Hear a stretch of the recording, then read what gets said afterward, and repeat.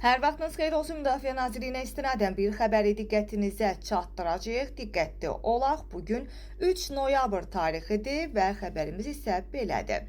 İstismar müddəti başa çatan və istifadəyə yararsız olan döyüş sursatlarından təhlükəsizlik qaydalarına riayət olunmaqla 3 və 7 noyabr tarixlərində, yəni 3, 4, 5, 6 və 7 noyabr tarixlərində Pirəkəşgül qəsəbəsi yaxınlığındakı poligonda məhv edilməsi prosesi həyata keçiriləcək.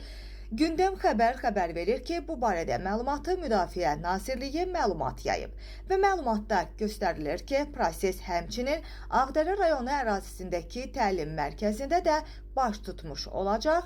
Yəni, Nazirlik partlayış səsləri ilə əlaqədar əhalini təşvişə düşməməyə və narahatlığa heç bir əsasın olmadığını diqqətə çatdırır.